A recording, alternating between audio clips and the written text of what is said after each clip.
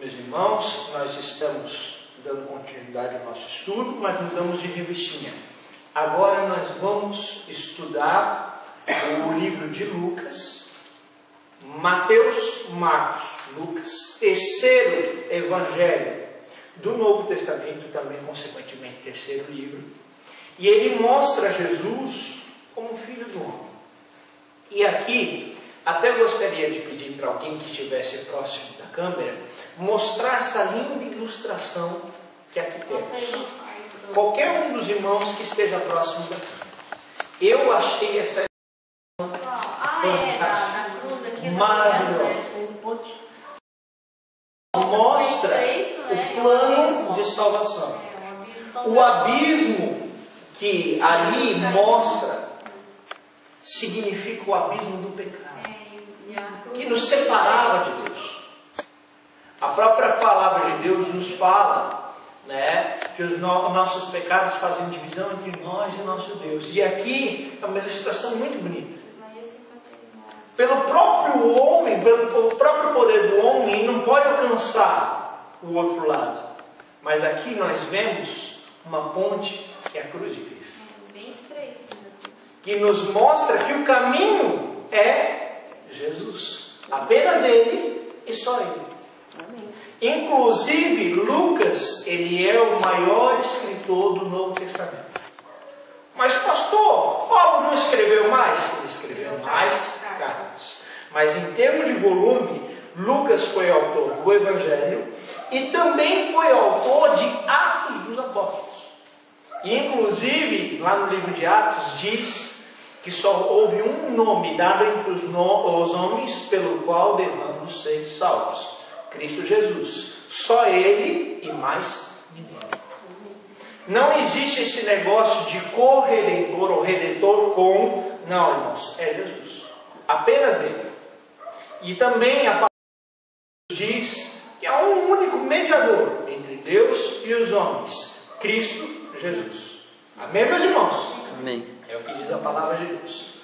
E aqui nós vamos ver um trecho maravilhoso das Sagradas Escrituras, onde Lucas nos traz aquilo que é conhecido pelos entendidos como Magnificat, que é o cântico de Maria. Maria adorando a Deus. Então, eu gostaria que nós começamos pela irmã Emily no outro estudo. Vamos começar ao contrário agora, no sentido anti-horário, pela irmã Sandra. Pode ler o texto bíblico que está em Lucas 1, 46 ao 55.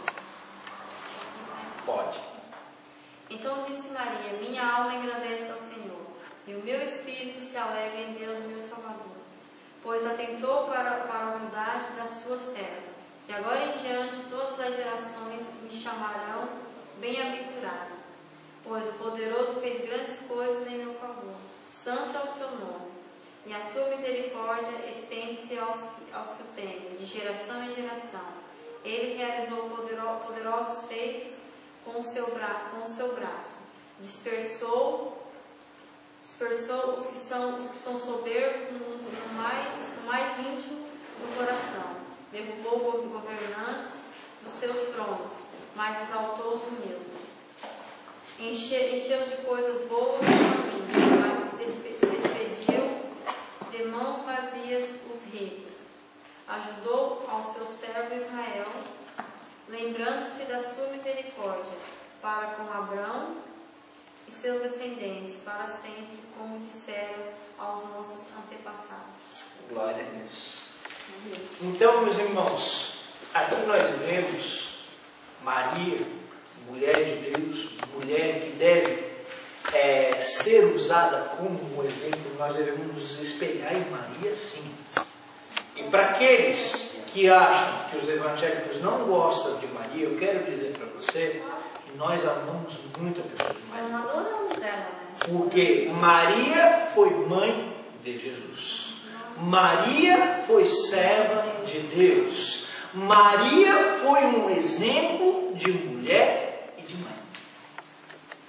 Até aí, nós concordamos, e é o que a Bíblia diz a esse respeito. Inclusive, eu admoeço sempre os membros de minha igreja, dizendo, ó, gente, nada de falar mal de Maria, porque Maria foi uma mulher muito virtuosa. Agora, queridos, nós devemos prestar atenção no que Maria nos ensinou, inclusive aqui nos evangelhos. Nós não devemos ser guiados por tradição de homens, mas pela palavra de Deus. A mesma palavra ao qual foi profetizada que o Messias haveria de vir. Que Deus iria chamar uma mulher virgem e propiciar através dela um milagre. Uma criança ser gerada pelo Espírito Santo. E Isaías profetizou isso séculos antes de Jesus nascer. Muitos séculos. E aqui nós vemos Maria engrandecendo e enaltecendo o Senhor. O que nós aprendemos com isso? Toda a glória e toda a honra devem ser dadas a Deus. Irmãos, ela estava engrandecendo ela mesma? Ela estava dizendo, eu sou bem-aventurada, sou melhor que as outras mulheres? Não, ela estava dando glória a Deus. E toda a glória deve ser dada a Deus e somente a Deus. É Bíblia, irmãos. É palavra de Deus. Isso que realmente é importante. Então, nós vamos partir para página 8. Agora sim, irmã Emily. Lição 1. Página 8. Ai, é mesmo, perdão. Desculpa. Gente, isso acontece mesmo. Não tem problema não. Irmã Silvia, opa! Ó, a revista também cai, não tem problema, acontece. Não tem problema não. Essa não vai ser editada para mostrar que negócio é ao vivo que acontece mesmo. Mensageiro de Deus? Não, lá no comecinho, os primeiros 4 versículos. Amém. Os primeiros 4 versículos do Evangelho de Lucas constituem o que às vezes é chamado de prólogo. Lucas se propõe a fazer uma narrativa a respeito do ministério de Jesus, com detalhes que são peculiares a uma pessoa dada à pesquisa e às narrativas históricas. A dedicatória a Teófilo era uma prática comum nos livros da época, ou seja, oferecer determinados livros para certas pessoas. Muito bem. Continua lendo o mensageiro de Deus. Olha que importante. O objetivo de Deus era tornar os casais Zacarias e Isabel, José e Maria, importadores de boas novas do Espírito Santo. Para comunicar essa tarefa, Deus escolheu o anjo Gabriel. Os anjos são mensageiros de Deus para missões especiais. As 2 proclamações de nascimento são apresentadas pelo mesmo anjo. O primogênito tardio de um casal idoso e o outro, o primogênito de uma virgem, que engravidara de forma milagrosa. Nessas cenas distintas, percebemos as ações milagrosas de Deus para estabelecer o seu magnífico plano de redenção do mundo. Glória a Deus. Irmãos, o que nós vimos aqui mostra a maneira maravilhosa de Deus agir e que o nosso Deus é Deus do impossível. Um casal que, pelo menos dentro da sabedoria humana, não podia ter mais filhos, já estava em idade avançada. Mas Deus realizou um milagre. E aqui Zacarias, mesmo sendo homem de Deus, sacerdote do Senhor, ele estava na casa de Deus oferecendo incenso, quando o anjo apareceu. Ele acreditou imediatamente na palavra do anjo, a palavra de Deus? Porque o anjo, irmãos, foi apenas portador da palavra de Deus. Tá? Anjo não deve ser adorado. Anjo não é um intercessor. Anjos foram seres criados por Deus para adorar a Deus. Ponto e pronto. Certo, irmãos? Tá? Nós vemos várias citações da Bíblia que, inclusive, os homens se prostravam diante de anjos, e os próprios anjos diziam: levanta-te, porque eu sou servo como você é servo. Não, eles não aceitavam a adoração deles próprios, a não ser quando a Bíblia se refere ao anjo do Senhor. Aí é diferente, é um outro assunto que inclusive nós não temos tempo hábil para discutirmos. E aqui, irmãos, era homem de Deus, era crente, ele acreditava em Deus, por isso que ele estava fazendo o que ele estava fazendo. Mas quando ele recebeu a palavra de Deus, ele acreditou? Como? Duvidou. Irmãos, vamos ser sinceros. A gente também muitas vezes duvida das promessas de Deus para a nossa vida. Às vezes a gente não acha, não, Deus vai abençoar o pastor, mas ele não vai ouvir a minha oração.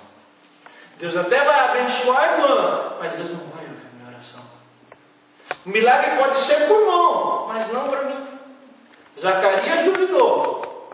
E o anjo disse, ó, já que tu duvidou, como diz os italianos, vai ficar piano. Quietinho. Durante toda a gestação do filho dele.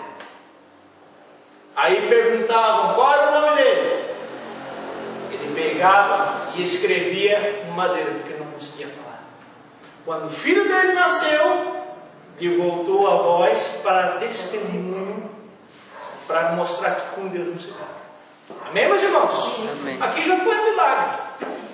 E Maria, nós temos informações que nos levam a crer que ela era muito nova quando ela assumiu essa difícil tarefa. Porque ela não era casada. Como que ela iria ser vista diante da sociedade? O que os homens julgariam? Ela não se preocupou, ela se preocupou em fazer a vontade de Deus. Não se preocupe com o que os outros vão pensar, se preocupe em fazer a vontade de Deus. Amém, gente? Então, vamos para frente, 1.1. Irmão Douglas. A narrativa de Gabriel e Zacarias desenvolve um drama que desemboca no tema sobre Jesus.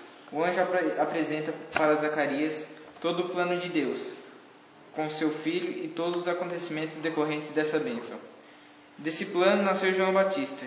No templo começa a história de Jesus na prática, através de um sacerdote e de um anjo. Estar no templo era uma prática judaica. Lucas 24:52. É no templo que a ação de Deus é legítima com as pessoas que Deus escolheu, para colocar em prática seu plano messiânico. Zacarias era um homem temente a Deus. Sua dedicação era conhecida por todos. Glória a Deus. Irmãos, só para encerrar, o que quer dizer a palavra messiânico? Jesus era o Messias. O que quer dizer isso? Seguiam o Messias. Sim, o que quer dizer messiânico, a própria palavra Messias? Um enviado, um salvador. Escolhido. Inclusive a palavra, o nome Jesus, ele vem da mesma raiz hebraica de Josué, que quer dizer Deus é Salvador.